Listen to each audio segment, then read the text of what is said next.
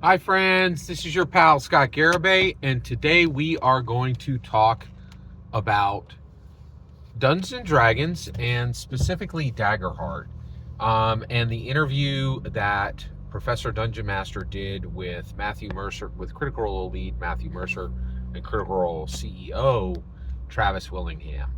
Fascinating. So, I think this is an extremely important interview, and I think one of the reasons why is you're like, well, lots of people have interviewed Matthew Mercer. Why would this one matter, right? And I think there's an actual reason for why this matters more than almost anything that they've already answered every single question.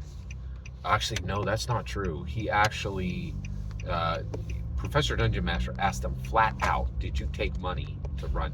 That's like, it's incredible. We don't really have journalists covering Dungeons and Dragons. We have enthusiasts covering Dungeons and Dragons, but so much is projected onto Dungeons and Dragons, and I think right now the world is really projecting onto um, Professor Dungeon Master. You're our key journalist. We need you to dig in. Put on your fedora and get your press pass. We need this, right? And I think he really functioned like that. But what's really interesting is I think there's this question.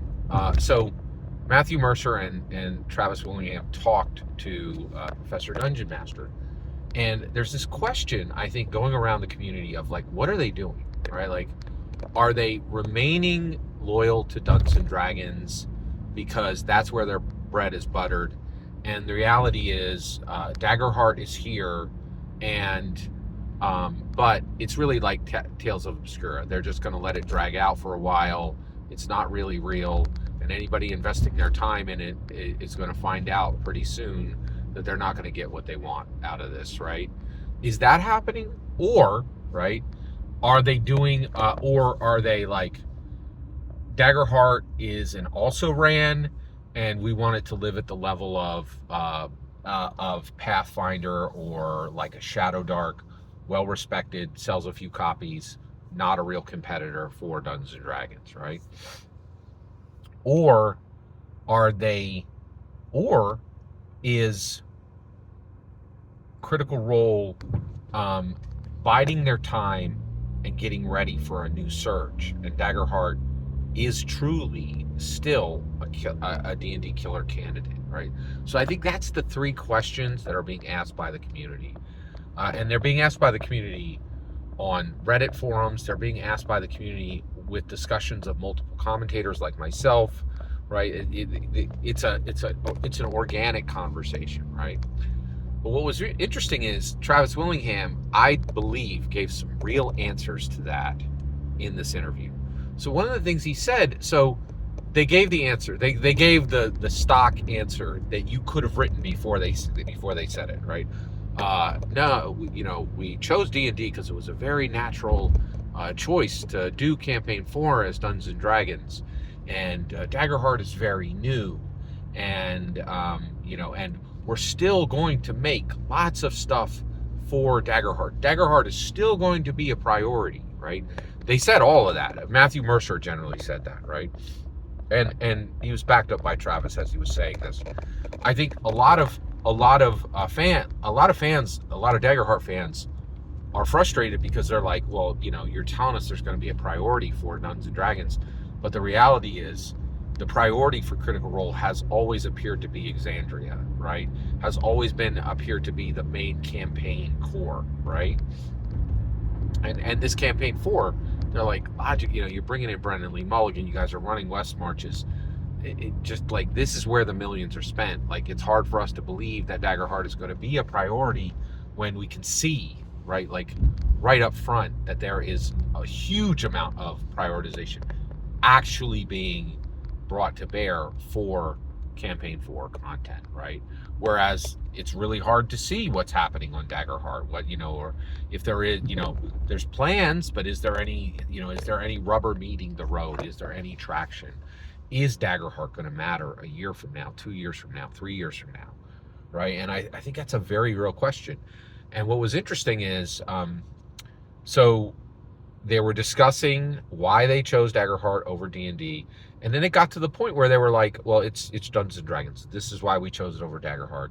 And then Matthew Mercer was like, but trust, there's going to be, real activity on Daggerheart. There's going to be some priority there. We're going to build it, right? And then what was really fascinating was Travis Willingham came in and said, listen, anything can happen. Anything can happen, right? And he said, we're keeping all the pieces on the table in front of us. We're keeping all the pieces on the table in front of us. And this is why, and then, short, like 2 or 3 sentences after that, and he's like, so, in case you're out there with your red string on your conspiracy board, like he said that, and again, he does this thing where he wink wink, it's a joke, but you're also like, wait a second, you just said that anything could happen, right? You just really carefully made sure that the D&D killer candidates advocates have something to point to, right? That you're not giving up an attempt to be the #1 tabletop role-playing game in the world, and that you're keeping all the pieces on the table, Daggerheart and Dungeons and Dragons, right? And so that, I do think that Travis Willingham is attempting to play 3D chess, right? He is very much trying to time the market, right? And so what happened, and why are they saying this? So here's my take. Why did they not choose Daggerheart? And why did they choose Dungeons and Dragons over Daggerheart? I think the reason why they chose it was when they brought it, they very carefully waited for the Daggerheart. Actually, this is my supposition. I believe actually, this isn't a supposition. I'm not saying that they timed. Okay. They announced that they would do Dungeons and Dragons after they had time to see what happened with the Daggerheart release, right? Like that 100% matches what he said, that they're keeping all the pieces on the table and anything can happen. And I think the reason they did not choose that they chose Dungeons and Dragons 2024 core rules Dungeons and Dragons over Daggerheart. This is the reason. They watched what happened with Daggerheart, okay? And I think what they realized, and I think they were correct on it, I think what they realized is this: the demand is absolutely there, right? Like, they absolutely have the demand to be a D&D killer candidate, and they absolutely have the people ready, waiting, dollars in hand to make them king of the mountain, right? But that's not all that's needed. And I think and basically you could see this, like, there was a point where they started selling Daggerheart not in its box, right? They're like, hey, you'll get everything, but it's just going to come in a bag, or like it'll be all the parts, but it's not in a box. You're like, what? It'd be like if D&D was like, hey, the new Heroes of the Border Keep starter set comes in this beautiful reinforced hard box. What if you got all the parts just jammed in a bag? And I think when they had to do that, I think what they realized is we have the demand. And we have the game, right? We have the game, we have the demand, but we can't do fulfillment. We cannot do what Dungeons and Dragons does. We cannot right now drop a new book on the shelf every 3 months. We cannot print when there is demand for our product, right? And so if we can't fulfill, then we can't beat D&D. So I think they had the game. Spencer Stark delivered it. Daggerheart was strong enough to beat D&D. They had the demand. They're like, not only, and it wasn't just critters buying it. I bought it day one, right? Like, I was excited about it, right? And I think there's a lot of other people who were like, I think a ton of people in the TTRPG scene were like, oh my gosh, bought it, and we're like, this is great, but here's the kicker: they couldn't fulfill, right? They're not at scale. They can't design, write, print, and distribute every 3 months like a drumbeat. And Dungeons and Dragons can. Dungeons and Dragons, there's just no, it's not a debate. It's not a, I wonder if. It's Dragon Delves, you know, heroes of the Borderland. Welcome to Hellfire Club. Boom, boom, boom, boom, boom. And I think they were like, we got it all, right? We have the demand, we have the game, but we don't have the capacity, we don't have the bandwidth, we don't have the rigor, right? And I think they realized that, and so now, where are they now? I think they're like, well, we got the game and we got the demand. Now maybe we try to get fulfillment, and they actually have got 2 guys there that can tell them how to do the fulfillment. They can tell them how, right?